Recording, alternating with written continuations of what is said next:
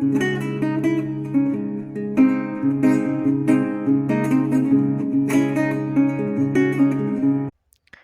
Friends, तो boring technician का live test चल रहा था जो हमारा आज लाइव टेस्ट हुआ था 5 PM में। तो उसका हम वीडियो सॉल्यूशन कर रहे हैं और हम आपको बता दें कि यह लाइव टेस्ट अभी डेली चलेगा, वो संडे तक लाइव टेस्ट होता रहेगा। जैसा कि पिछली क्लासेस हो चुकी हैं उन्हीं से हमारी लाइव टेस्ट होगी। उसमें साइंस के भी आगे आपको क्वेश्चन मिलेंगे जब आगे हम लाइव टेस्ट कराएंगे।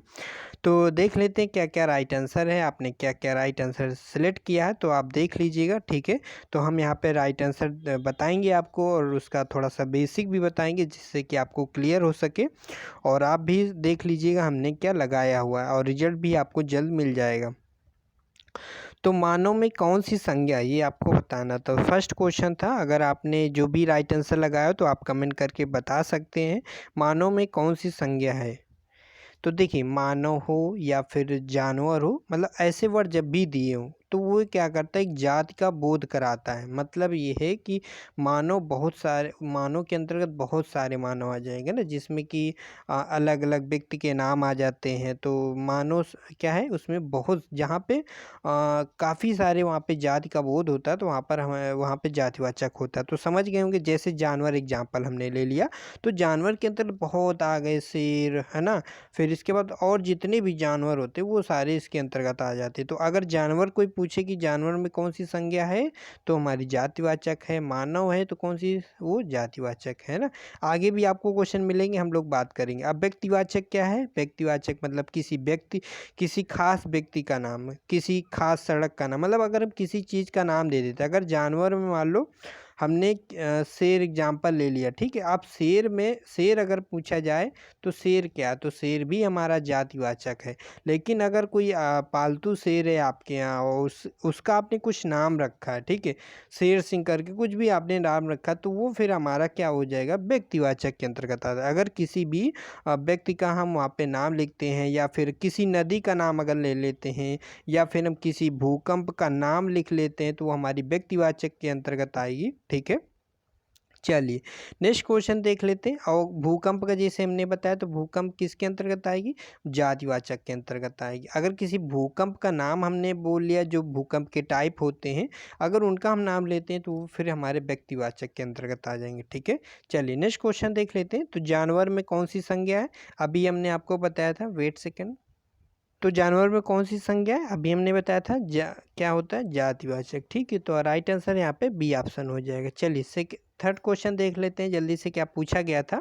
यथा संभव में कौन सा समास है। देखिए, समास को याद करने का हम ट्रिक आपको बता देते हैं, सिंपल। देखिए, द्वंद्व समास, द्विगु समास, बहुब्रीहि समास, ये आपको याद होगा है ना। उसमें हम आपको बताने वाले हैं, वो आगे हम बताएंगे। लेकिन अभी हम यहाँ पे जो आपके लिए टफ है, कर्मधारय, अव्ययीभाव, तत्पुरुष, इसके लिए सीरियल से आपको याद करना पड़ेगा। सीरियल से हम कैसे याद कर लेते हैं, नंबर 1 में अव्ययीभाव, फिर दूसरे पे कर्मधारय, तीसरे पे तत्पुरुष समास, ऐसे कुछ करके आप सीरियल से याद कीजिएगा। फिर जैसा आप याद करते हैं, तो नंबर 1 इसको हमने दे दिया, नंबर 2 इसको, नंबर 3 इसको। अव्ययीभाव थोड़ा सा टफ होता है, अव्ययीभाव को समझना, उसकी पहचान करना टफ होता है। इसके अलावा जो समास है उनको हम आसानी से पहचान सकते हैं, जैसे तत्पुरुष समास है। तो तत्पुरुष समास जो भी होंगे उसमें क्या होंगे, हम उसका कुछ अलग से, अगर उसमें के लिए, मतलब तत्पुरुष का एग्जाम्पल ले लें हम, तो रसोई घर, या मान लो रसोई घर, चलिए एग्जाम्पल ले लेते हैं। ठीक है, रसोई घर हमने क्या है, तत्पुरुष का एक एग्जाम्पल लिया है। तो ये क्यों लिया है, क्योंकि अब जो भी हमारे तत्पुरुष के जो एग्जाम्पल होते हैं, अगर हम उनका हम विच्छेद करेंगे, मतलब अलग अलग करेंगे, तो उसमें एक वर्ड आता है के लिए। तो जहाँ पर भी के लिए वर्ड आएगा वहाँ पर हमारा कौन सा समास होगा, वहाँ पे हमारा तत्पुरुष समास होगा। ठीक है, याद रहेगा ना। और भी अगर इसके एग्जाम्पल हम ले लें, जैसे गगनचुंबी, ठीक है, हमने क्या ले लिया, गगनचुंबी। तो इसमें देखो क्या आ रहा है, तो जहाँ पर भी को वर्ड आ जाए, को वर्ड आ जाएगा। ठीक है, या फिर जैसे एग्जाम्पल ले लिया गगनचुंबी हमने बताया, तो गगन को चूमने वाला, इसमें क्या आ जाता है, हमारा को आ जाता है। तो अगर पूछा जाए कि बताइए गगनचुंबी में कौन सा समास है, तो वहाँ पर कौन सा होता, वहाँ पर हमारा तत्पुरुष समास होता। ठीक है, तो अभी हम कौन सा बता रहे हैं, तत्पुरुष समास बता रहे हैं। तो तत्पुरुष समास में आपको क्या याद करना है, ये याद करना है कि जब हम किसी उसका विच्छेद करेंगे तो वहाँ पर उससे क्या होगा, वहाँ पर वर्ड आ जाएगा, को आ जाएगा, मतलब कि के लिए आ जाएगा, ये वर्ड आ जाएंगे, ठीक है। तो ये उसका पहचानने की ट्रिक है, आप लिख सकते हैं का की के, ये सारे पहचानने की ट्रिक होते हैं तत्पुरुष समास के। और एक सा एग्जाम्पल ले लेते हैं, जैसे हमारा एग्जाम्पल है यश प्राप्त। तो यश प्राप्त में क्या हो जाएगा, यश को प्राप्त, यश अगर यश प्राप्त हमने कहीं पर लिखा हुआ है तो इसमें कोई पूछे कौन सा समास है तो आप बताएंगे तत्पुरुष समास है, क्योंकि इसको हम जब विच्छेद करके अगर हम सोच के लिखेंगे तो इसको क्या लिखेंगे, एस को प्राप्त, क्या कहेंगे, एस को प्राप्त। दूसरा एग्जाम्पल जैसे हम ले लेते हैं रथ चालक, ठीक है, रथ चालक ले लिया, तो अब रथ को चलाने वाला, तो इसमें भी को आ गया। तो जहाँ पर भी को वर्ड आएगा वहाँ पर क्या होगा, तत्पुरुष समास, या फिर आप समझ लीजिए कि जिसको अलग करने में को वर्ड आए वहाँ पर तत्पुरुष समास। ये हमने आपको बताया कि तत्पुरुष समास क्यों कैसे पहचानते हैं। अब हम यहाँ पे नेक्स्ट देखते हैं तीसरा नंबर जो हमने बताया था कर्मधारय। देखिए तत्पुरुष हमने समझ लिया, अब कर्मधारय समझते हैं। कर्मधारय बहुत ही सिंपल है, इसके कमल नयन, अब जैसे हमने क्या लिख दिया, कमल नयन, तो ये किसका एग्जाम्पल है, ये हमारा है, देखिए साथ ही में लिखा रहता है कमल नयन। तो कमल नयन में कौन सा समास है, कर्मधारय। इसको कैसे पहचानते, जैसे उपमा उपमेय, जहाँ पर आपको ऐसे लगे ना उपमा उपमेय है तो वहाँ पर क्या होगा, कर्मधारय। इसका पहचानने की ट्रिक यही है, ठीक है। दूसरा ये भी आप इसका विशेषण या विशेष से अगर ये भी आपको दिख रहा है तो देखिए दूसरा एग्जाम्पल लेते तो और आपको समझ में आएगा। उपमा उपमेय का मतलब क्या है, देखिए अगर यहाँ पे कर्मधारय है, दूसरा हमने एग्जाम्पल ले लिया चंद्रमुख ले लिया, ठीक है, चंद्रमुख हमने ले लिया। तो यहाँ पे चंद्र क्या है, हमने उपमा पहले क्या, उपमा जो सबसे बड़ा होता है वो हमारा उपमा होता है, कहने का मतलब जो चंद्रमा है वो सबसे बड़ा है, तो वो सबसे बड़ी चीज़ हमारी क्या होगी, जो सबसे प्रसिद्ध चीज़ होगी वो हमारी उपमा होगी। और जो सामान्य है, जो नॉर्मल है, जो छोटी चीज़ है वो हमारी उपमेय होती। तो जहाँ ये हमारी मुख्य क्या उपमेय है, ठीक है। तो ये नॉर्मल से है, इनको याद रखना है। तो जहाँ पर भी कोई बड़ा शब्द हो वहाँ पर उपमा होगा। ये आपको याद नहीं रखना कि कौन किस में उपमेय किस में उपमा, मतलब कि अगर ये चीज़ आपको पता है तो इससे क्या होगा, आप पता कर लेंगे कि हाँ इसमें हमारा कर्मधारय समास है, ठीक है। दूसरा एग्जाम्पल हम कर्मधारय का समास लेते ताकि और चीज़ें आपको क्लियर हो जाए। देखिए कर्मधारय का समास एक एग्जाम्पल लेते हैं चरण कमल, क्या हमने ले लिया, चरण कमल। तो यहाँ पर हमने क्या देखा, यहाँ पर भी आपको एक विशेषण विशेष से दिखाई दे रहा है ना, कि मतलब इसमें विशेषण क्या है विशेष से क्या है, ठीक है। तो यहाँ पर आपको विशेषण विशेष से दिख रहा है। विशेषण विशेष से क्या होता है, जैसे आपको सर ने बताया था, एक विशेषण विशेष से का एग्जाम्पल उन्होंने सर ने बताया था नील कमल।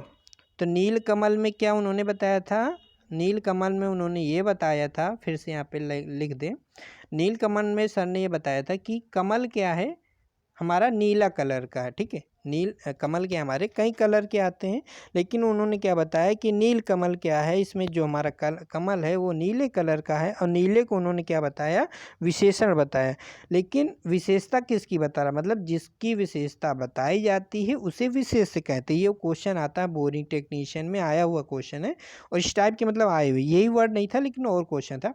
तो जिसकी हम विशेषता बताते हैं उसको क्या कहते हैं, विशेष कहते हैं। यहाँ पे हम कमल की विशेषता बता रहे हैं कि कमल हमारा क्या है, नीले कलर का है, और जिसकी विशेषता बताएंगे वो क्या होगा, हमारा विशेष होगा। तो कमल यहाँ पे हमारा विशेष है, और नीला हमारा क्या है, यहाँ पे हमारा विशेषण। तो अगर यहाँ पे क्वेश्चन दे दे कि बताइए कि नील कमल में हमारा कौन सा हमारा समास है, तो वहाँ पर भी हमारा कर्मधारय समास है। तो कहने का मतलब इसका कर्मधारय पहचानने का हमने ट्रिक क्या बताया कि जहाँ पर भी आपको उपमा उपमेय दिखे जैसे चंद्रमुख, या फिर विशेषण विशेष दिखे जैसे नीलकमल, तो ये पहचानने की ट्रिक है, ठीक है।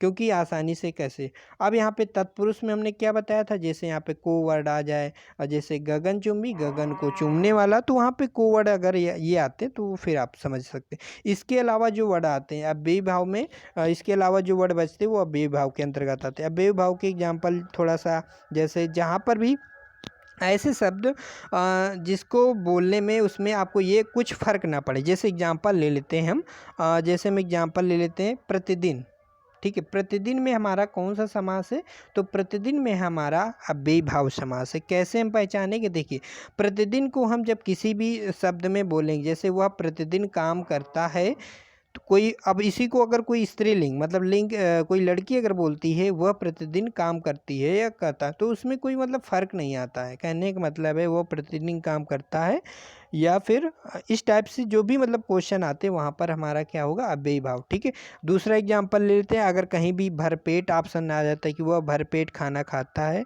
या वह मुझे भरपेट भोजन करना है, या मुझे भरपेट भोजन वह करता है, इस टाइप का कभी भी वहाँ पे ऑप्शन हो तो वहाँ पर भी हमारा अव्ययी भाव होता है। तो इसको इसके लिए और बेसिक से आप समझने के लिए आप क्या करेंगे, आप बुक को उठाएंगे, आप बुक कोई भी बुक परचेज कर लीजिए, सबसे बेस्ट लूसेंट है, और भी जो आपको अच्छी लगे उससे आप इनको एग्जाम्पल सहित आप पढ़िएगा तो सारी चीज़ें आपको क्लियर होंगी, है ना। यहाँ पर क्योंकि कम समय में हम उतना नहीं समझा नहीं पाएंगे, लेकिन जितना कोशिश कर रहे हैं ताकि आपको समझ में आ जाए। तो यहाँ पे हम राइट आंसर देख लेते हैं। यथासंभव में कौन सा समास है, यथासंभव में नहीं समझ में आ रहा है, इसको विच्छेद करने में ना का आ रहा समझ में आ रहा है, ना इसमें उपमेय आ रहा है समझ में, कि ना उपमा, कुछ समझ में नहीं आ रहा, तो वहाँ पर हमारा क्या होगा, अव्ययी भाव होगा। तो सोने में कौन सी, यहाँ पे सोना पूछेगा कौन सी संज्ञा, जब भी मतलब कोई ऐसा नाम हो, जैसे यहाँ पे दूध है तो 2 किलो, मतलब उसके पहले क्या मात्रा अगर लगाई जाए, जैसे सोना है 500 ग्राम, तो वो हमारी सारी क्या होती है, द्रव्यवाचक। तो इसको पहचानना आसान है, द्रव्यवाचक जैसे दूध है, सोना है, ये हमारे क्या है, द्रव्यवाचक के एग्जाम्पल है। नेक्स्ट है यहाँ पे अमीर गरीब में कौन सा समास है, इसको पहचानने का बहुत ही आसान है, अमीर गरीब और जैसे भाई बहन, तो ये हमारे सारे एग्जाम्पल किसके हैं फ्रेंड्स, ये हमारे द्वंद्व समास के हैं। तो यहाँ पर एक ट्रिक और है, आप हलंत वाला भी समझ सकते हैं, जहाँ पर भी हलंत नहीं, क्या बीच बीच में अगर तीर का निशान कहीं पर भी दिया हो तो वहाँ पर हमारा द्वंद्व समास होता है। जैसे अगर हम लिखेंगे वहाँ पे भाई बहन लिखेंगे तो बीच में हम क्या करेंगे, डैश लगाएंगे, है ना। तो इसकी पहचानने की ट्रिक बहुत ही आसान है, मतलब जहाँ पर भी डैश मिल जाए वहाँ पर द्वंद्व समास। जैसे माता पिता, तो माता पिता के बीच में भी हम डैश लगाएंगे। जैसे दाल रोटी, तो दाल रोटी हमने लिखा तो इसके बीच में हमने क्या, डैश लगाया। तो इसकी भी पहचानने की ट्रिक है, यहाँ पे हमने डैश लगा दिया, तो जहाँ पर भी डैश आता है वहाँ पर क्या हो जाता है, द्वंद्व समास। द्वंद्व समास को पहचानना बहुत ही आसान है। तो द्वंद्व समास यहाँ पे राइट आंसर हो जाएगा। नेक्स्ट क्वेश्चन है, क्वेश्चन नंबर 6 देख लेते हैं क्या पूछा जा रहा है, रथ चालक में कौन सा समास है। ठीक है, तो रथ चालक में कौन सा समास है पूछा जा रहा है। तो देखिए हमने क्या बताया था, जहाँ पे देखो अब रथ चालक, इसमें ना हमें उपमा समझ में आ रहा है, ना उपमेय समझ में आ रहा है, ना विशेषण समझ में आ रहा है, ना मतलब ऐसा में कुछ नहीं लग रहा है कि इसमें ऐसा कुछ है। ठीक है, अब ये हमने पहले नंबर पे पहचान लिया कि इसमें उपमा उपमेय तो नहीं है, नहीं है। अब हमने दूसरे नंबर पे क्या पहचानना है, क्या इसको विभाजित करने में क्या कोवर्ड आता है, तो देखिए आता है। तो क्या आता है, रथ, रथ चालक मतलब रथ को चलाने वाला, तो जब कोवर्ड आ जाता है तो वहाँ पर क्या हो जाता है, तत्पुरुष हो जाता है। अगर उपमेय उपमान के वहाँ पे तुलना कुछ वर्ड हो जाता है, जैसे कमल नयन चंद्रमुख, तो वहाँ पे हमारा कर्मधारय हो जाता है ना। तो राइट आंसर यहाँ पे क्वेश्चन नंबर 6 का राइट आंसर यहाँ पे सी हो जाएगा। चलिए क्वेश्चन नंबर यहाँ पे आप देख लेते हैं 7 नंबर पे क्या पूछा जा रहा है, दूध में कौन सी संज्ञा, तो हमने बताया था कि दूध के पहले अगर हम 2 किलो, मतलब ऐसे भी जितने भी वर्ड है, जितने भी शब्द हैं जिसके पहले हम मात्रा लगा सकते हैं वो हमारे क्या कहलाएंगे, हमारी कहलाएंगी द्रव्यवाचक संज्ञा। ठीक है, आपको याद रहेगा सारी चीज़ें।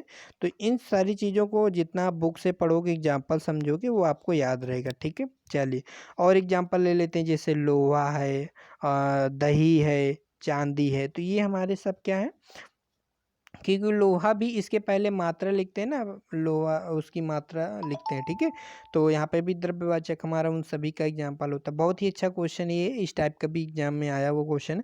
आज देश को हरिश्चंद्रों की बहुत ही ज़रूरत है, तो हमने बताया था किसी भी जब व्यक्ति का नाम लेंगे तो वहाँ पर क्या हो जाएगा, व्यक्तिवाचक होगा। लेकिन यहाँ पे हमें वर्ड को समझना है, शब्द को समझना है, क्या हमसे वाक्य कह रहा है कि आज देश को हरिश्चंद्रों की बहुत बहुत ही ज़रूरत है। यहाँ पे मतलब हरिश्चंद्र का मतलब ये नहीं किसी व्यक्ति की ज़रूरत है, नहीं। यहाँ पे जैसे हरिश्चंद्र का जैसा उनका काम है कि सत्य की राह पे चलते थे, जो सच्चाई बोलते थे, तो यहाँ पे क्या गुणवाचक है। कहने का मतलब है यहाँ पे गुणवाचक नहीं कहेंगे इसको, भाववाचक कहेंगे।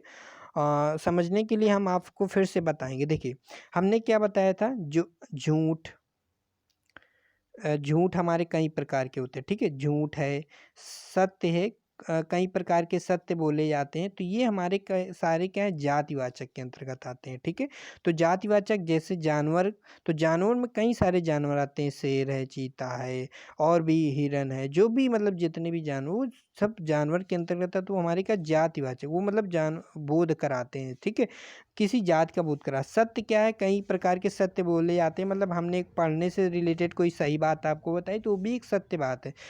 किसी ने कहीं पर जाने की एक सत्य बताई कि हम अभी यहाँ पर है, तो वो भी एक सत्य कई प्रकार के हैं ना। झूठ बोलने के भी कई प्रकार है, तो जब किसी चीज़ के कई भी प्रकार होते हैं तो वहाँ पर उसको हम कहते हैं, वहाँ पर हमारा जातिवाचक होता है। तो यहाँ पे हरिश्चंद्र किसी व्यक्ति से रिलेट नहीं किया गया, यहाँ पे रिलेट किया गया है कि आज देश में हमें हरिश्चंद्र जैसे जितने भी व्यक्ति हैं उस तरह में चाहिए, मतलब कि आज बहुत लोग जो सच्चाई बोलते हो ना, तो यहाँ पे सच्चाई का मतलब यहाँ पे सत्य है, और सत्य का मतलब यहाँ पे जातिवाचक है। ठीक है, चल यहाँ पे क्वेश्चन देख लेते हैं। 9वां नंबर क्या पूछ रहा है, भूकंप में कौन सी संज्ञा है। तो क्वेश्चन नंबर 9 का आंसर बताना है। अब देखिए, भूकंप अगर किसी खास भूकंप, जैसे भूकंप के कई नाम होते हैं, तो अगर जैसे ज्वालामुखी, प्रसुप्त ज्वालामुखी, अगर ज्वालामुखी पूछता है तो वहाँ पर हमारी कौन सी संज्ञा वो अलग होगी। जैसे ज्वालामुखी अगर पूछता है तो वहाँ पे हमारी जातिवाचक हो। अगर प्रसुप्त ज्वालामुखी पूछ लेता तो वहाँ पर हमारी व्यक्तिवाचक, क्योंकि वो एक ज्वालामुखी को उसने क्या नाम दे दिया कि ये मतलब कि बिल्कुल उसका अलग से नाम दे दिया। ठीक है, समझ रहे होंगे, है ना। तो यहाँ पे भूकंप क्या है, भूकंप यहाँ पे हमारा जातिवाचक। अगर किसी भूकंप का विशेष नाम दे देगा तो वहाँ पर व्यक्तिवाचक हो जाएगा। ठीक है, नेक्स्ट क्वेश्चन, क्वेश्चन नंबर 10 आपको बताना है राइट आंसर। क्वेश्चन नंबर 10 में क्या है, स्त्रीत्व में कौन सी संज्ञा है। तो स्त्रीत्व में स्त्री, देखिए स्त्री क्या है, स्त्री में कई सारी स्त्री आ जाएंगी, तो स्त्री तो उसमें हमारी जातिवाचक है। अगर मनुष्य दे देता या मानव दे देता, वो भी हमारा क्या हो जाता, जातिवाचक हो जाता, क्योंकि बहुत सारी उसमें स्त्रियां, कई प्रकार की स्त्रियां आ जाती। ठीक है, अब तो स्त्री एक ही प्रकार की उसमें, लेकिन कई सारे उसमें व्यक्ति के नाम आ जाते हैं। स्त्रीत्व के मतलब ये नहीं, स्त्री का मतलब ये कई सारी लड़कियों के नाम, कई अलग अलग नाम, इस वजह से यहाँ पे स्त्री क्या है, जातिवाचक।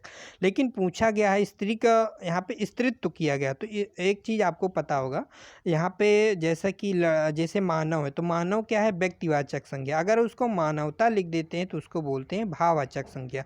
स्त्री क्या है, हमारी जातिवाचक संज्ञा है। तो जैसे हमने मानव बोला, मानव क्या बोला हमने, जातिवाचक बोला। अगर मानव को हमने मानवता बोल दिया तो भाववाचक हो गया। इसी प्रकार से स्त्री अगर हमने बोला तो स्त्री हमारी जातिवाचक है। अगर स्त्री को स्त्रीत्व कर दिया तो हमारा भाववाचक संज्ञा। याद रहेगा ना। चलिए नेक्स्ट क्वेश्चन देख लेते हैं। क्वेश्चन नंबर 11 क्या है, पूछा जा रहा है, आज भी देश में बहुत ही जयचंद्र हैं इस शब्द में। तो जयचंद्र क्या है, एक प्रकार का झूठा व्यक्ति था जो बहुत ही गद्दार था।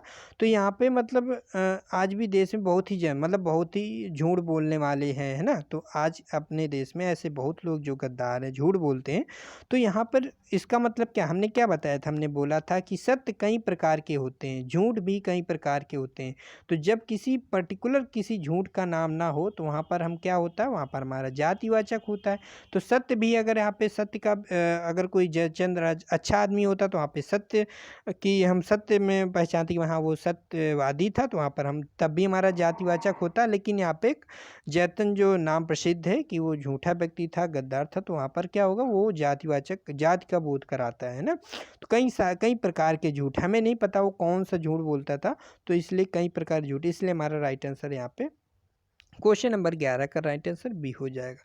क्वेश्चन नंबर 12 का राइट आंसर देख लेते हैं। क्वेश्चन नंबर 12 में क्या पूछा जा रहा है, प्रतिदिन में कौन सा समास है। ठीक है, तो क्वेश्चन नंबर 12 आपको बताना है, प्रतिदिन में कौन सा समास है।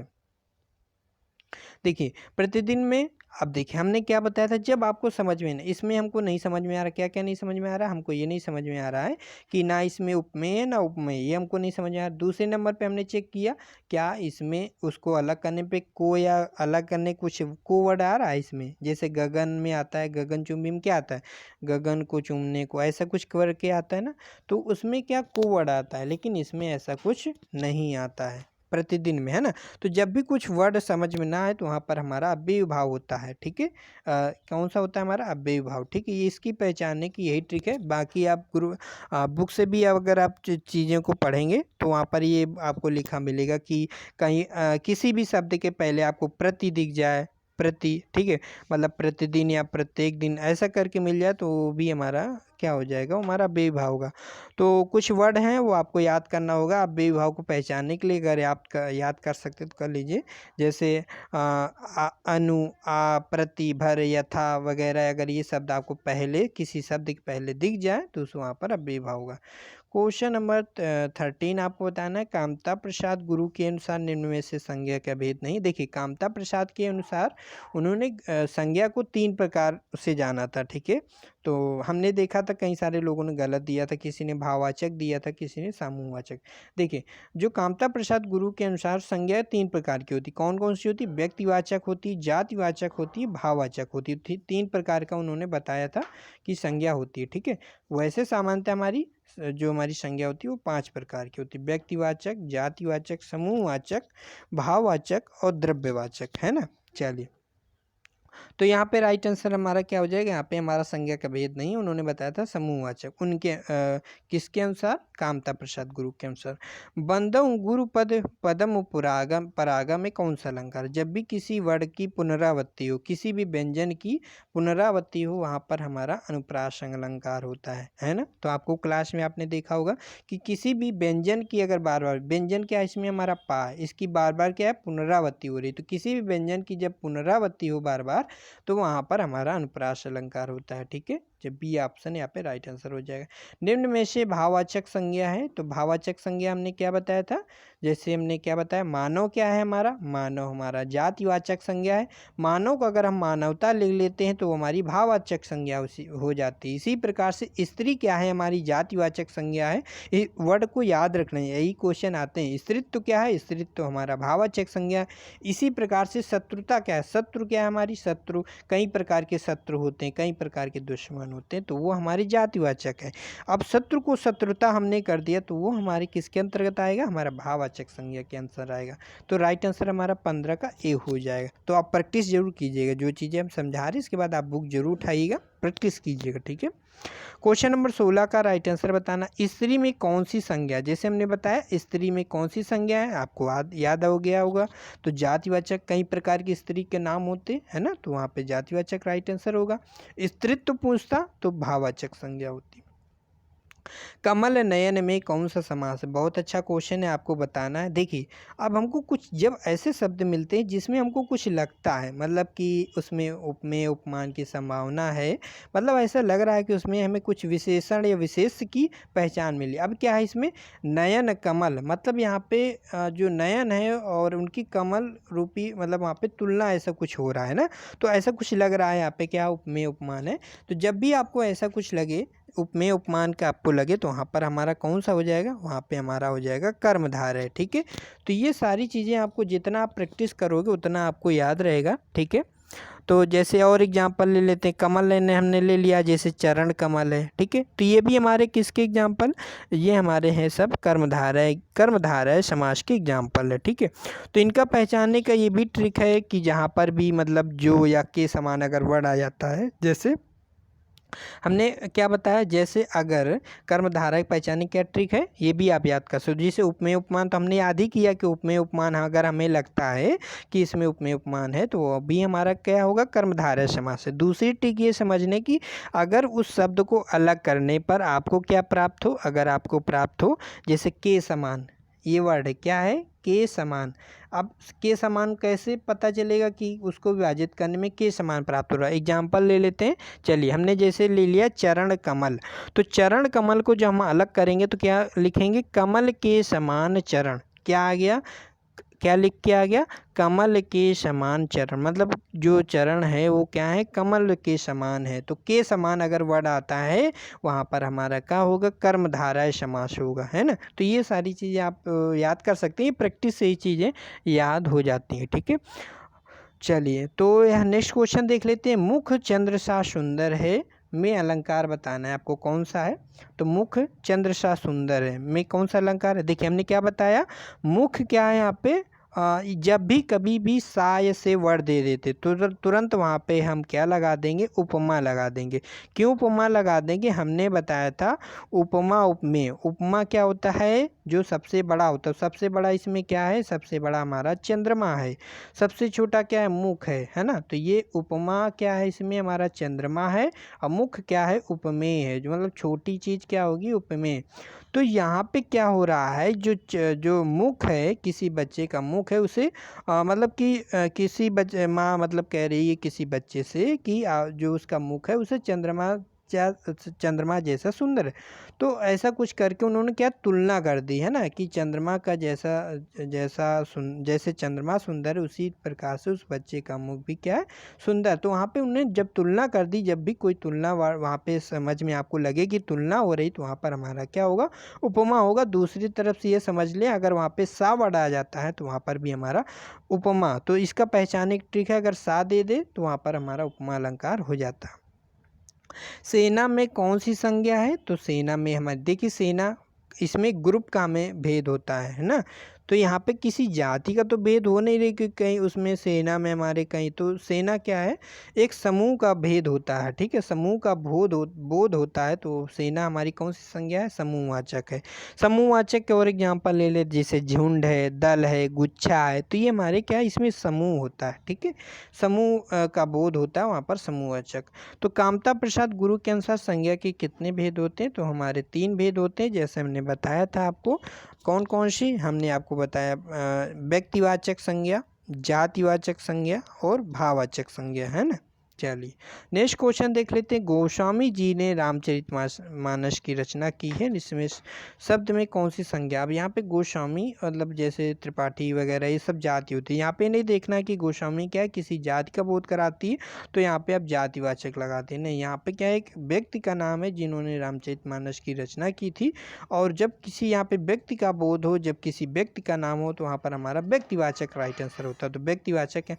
अगर यहाँ पे केवल त्रिपाठी लिख लेता या ये कुछ ना लिखा होता, त्रिपाठी लिखा होता या गोस्वामी लिखा होता, तो वहाँ पे फिर हमारा राइट आंसर होता है जातिवाचक, ठीक, वहाँ पे हमारा राइट आंसर क्या होता है, जातिवाचक। लेकिन यहाँ पे उन्होंने लिख दिया गोस्वामी जी ने रामचरितमानस, मतलब कि एक व्यक्ति का वहाँ पे नाम आ गया जिनका नाम था, तो उनका यहाँ पे क्या हो जाएगा, यहाँ पे राइट आंसर हमारा व्यक्तिवाचक, क्योंकि गोस्वामी जी का यहाँ पे क्या बोध हो रहा है कि वो हमारे एक व्यक्ति थे, वो व्यक्ति थे गोस्वामी जी जिन्होंने रामचरितमानस की रचना की थी।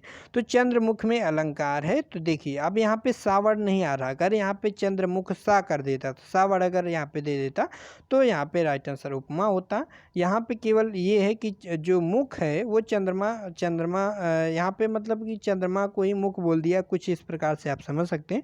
तो चंद्रमुख ऐसा कुछ करके वहाँ पे सा वर्ड ना हो, तो वहाँ पे हमारा रूपक अलंकार होता है, ठीक है। तो बहुत ही सिंपल है, आप बस इस उपमा और रूपक को समझना। उत्प्रेक्षा तो जनऊ मनो जानो मानो, अगर ये कहीं आपको वर्ड मिल जाए तो उत्प्रेक्षा होता है। अनुप्रास क्या होता है, जहाँ पर किसी व्यंजन की पुनरावृत्ति हो तो वहाँ पर अनुप्रास होता है। तो इसका राइट आंसर हमारा क्या हो जाएगा, रूपक हो जाएगा। चमक गई चपला चमचम में अलंकार है, चमक गई चपला चमचम बहुत ही सिंपल है, जब किसी व्यंजन की बार बार पुनरावृत्ति होती है, जैसे इसमें हमारी चा वर्ड की चा व्यंजन की बार बार क्या है, पुनरावृत्ति हो रही, तो वहाँ पे अनुप्रास अलंकार होगा। चलिए नेक्स्ट क्वेश्चन देख लेते हैं। संज्ञा के कितने भेद होते हैं, संज्ञा के हमारे 5 भेद होते हैं, जैसे हमने बताया था ऊपर। गगनचुंबी में कौन सा समास है, तो गगनचुंबी में हमारा कौन सा समास है, जैसे हमने कई बार बताया, गगन को चूमने वाला। तो जहाँ पर भी मतलब आपको को वर्ड उसको विभाजित करने में को वर्ड आ जाए, ठीक है, क्या आ जाए, को, उसको अलग करने में को वर्ड आ जाए, वहाँ पर हमारा क्या होगा, वहाँ पर हमारा होगा तत्पुरुष समास, ठीक है। तो तत्पुरुष समास इसके एग्जाम्पल क्या क्या हैं, गगनचुंबी, एस प्राप्त। अब एस प्राप्त में भी देखो को आ रहा है, कैसे, यस को प्राप्त। जैसे चिड़ी मार, तो चिड़ियों को मारने वाला, चिड़ी मार एक हमने एग्जाम्पल लिया, उसमें अगर पूछा जाए चिड़ी मार में कौन सा समास है, तो वहाँ पर तत्पुरुष होगा। क्यों होगा, क्योंकि उसमें हमारा को वर्ड आता है, ठीक है। तो ये सारी ट्रिक हमने आपको बताने की कोशिश किया है। आशा करते हैं आपको समझ में आ गया होगा कि तत्पुरुष को कैसे पहचानेंगे, और इसके अलावा जो हमने अव्ययी भाव उसको कैसे पहचाने, तो इनको हमने बहुत ही अच्छे से समझाने की कोशिश किया है, ठीक है। तो यहाँ पे को वर्ड अगर आता है तो वो हमारा क्या होगा, तत्पुरुष समास। जैसे चिड़ी मार, तो क्या होगा, चिड़ियों को मारने वाला, उसमें को वर्ड आ गया तो हमारा तत्पुरुष समास। तो ये सारी पहचानने की ट्रिक है। तो राइट आंसर यहाँ पे तत्पुरुष समास। ठीक है, चलिए आज के यहाँ पे लाइव क्लास में जो 25 क्वेश्चन थे उन्हें डिस्कस कर लिए हैं। तो कल भी लाइव टेस्ट होगा, और जिन लोगों ने बोरिंग टेक्नीशियन का कोर्स अगर ज्वाइन करना है तो कर सकते हैं, लेकिन पहले से वो हमसे इन्फॉर्मेशन ले लें कि किस प्रकार से वहाँ पे क्लासेस मिलती हैं, किस प्रकार से वहाँ पर लाइव टेस्ट होता है। उसके लिए आप डिस्क्रिप्शन बॉक्स में वहाँ पे व्हाट्सअप नंबर दे रखा है, वहाँ पर आप मैसेज कर सकते हैं। आप बोरिंग टेक्नीशियन के हर सब्जेक्ट के वहाँ पर आपको क्लास मिलती है। और तो उसके लिए पहले से प्लीज़ आप बात कर लीजिए, है ना, जिससे कि बाद में आपको प्रॉब्लम ना हो कि आप बोलो कि फिर हमें तो गलत हो गया, ये चीज़ हो गया ना। तो और हाँ, हमारे चैनल में नहीं तो चैनल को प्लीज़ सब्सक्राइब कर लीजिएगा। और इससे क्या होगा, जिससे भी हम जो भी वीडियो अपलोड करेंगे वो आपके पास पहुंच जाएगा। तो बेल आइकन ज़रूर ऑन कर लीजिएगा। Okay, bye bye.